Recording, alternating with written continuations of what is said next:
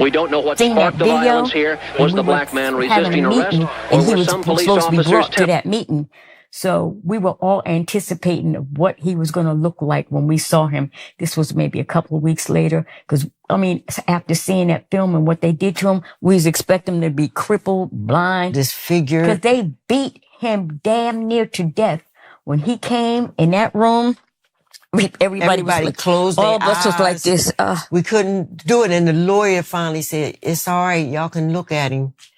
And when we looked at him, we couldn't believe it because I just knew one of his eyes was going to be, you know, and he said they tried to kill him. They tried to kill him. But they couldn't. The only thing that I saw him do was like he had to keep a tissue up to his nose because, and you know, like dark from bruises from, you know, black eye. Mm-hmm.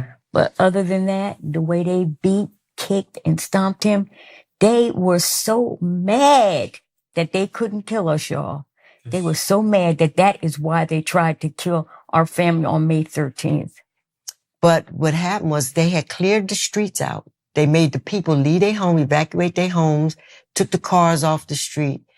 A reporter snuck in one of the apartments across the street and hid in a closet.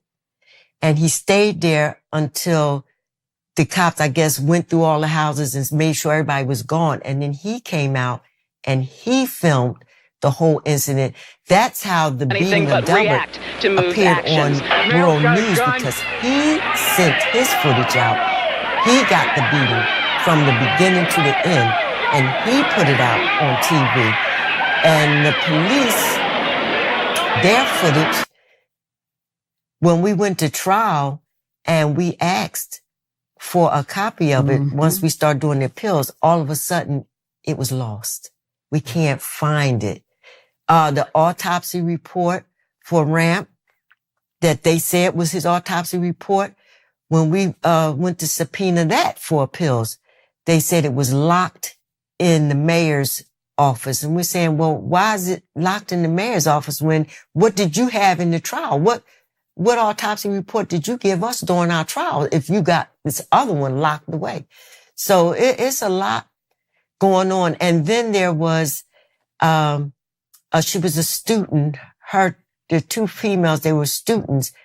Karen Palmer, they did a video of leading all the way up to August 8th and on August 8th. Her video, they use a lot. It's our family had it. They use it in different documentaries. It's the August 8th attack, and she has one. And she's still in touch with us, and her is one of the best versions of the actual event of that day. They went on and on about this great scene the first time the crime was filmed from beginning to end. But on the video, they're narrating, the cop is narrating and saying Police Commissioner O'Neill is being handed a gun from inside the building. But on the video, it's showing him passing guns into the building.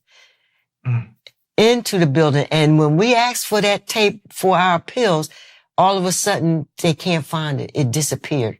When I came out and got arrested, I didn't see anybody else. And they put me in a paddy wagon by myself and took me to the roundhouse. And I was in a cell by myself. And 3 cops was standing in front of my cell and they were talking.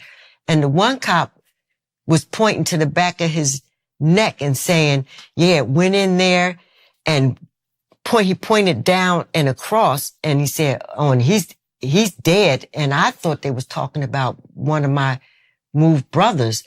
So I was really upset. And then I heard them talking and I realized everybody was alive. But during the trials and the hearings, I realized they was talking about Ramp, the officer Ramp, that he got shot in the back of the head.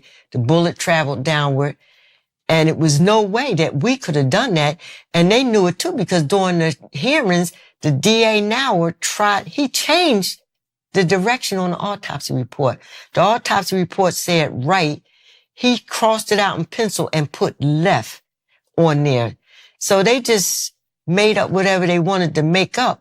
And all of the guns that they said we had in the basement, they said was ours, was spick and span clean. I mean, clean.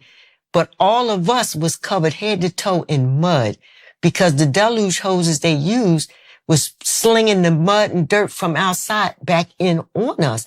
The clothes that we had on, they brought in the court as evidence, was hard and caked with mud. So how is all of the guns that you saying we had in the house clean as a whistle? And then we even asked them, well, where's the pictures? You got pictures, but where's the pictures of the guns in the house? I mean, they couldn't explain. I mean, you didn't take a picture of where you found each gun in the house. There's not one picture that during that trial where there's a gun inside of the house. So, I mean, I'm not a cop out. Even I know you were supposed to take pictures of everything, where you found it, tag it, label it or whatever, not one picture, not one. And we found out that the gun that they saying, type of gun that shot Ramp, the police had. So the lawyers asked the police to turn over those weapons. They never turned over the weapons that had the same caliber as the bullet that they're saying he was shot with. Wow. And then they say it was insufficient evidence of the bullet that they said they got out of Ramp to even prove there was any of the weapons that they put in the house.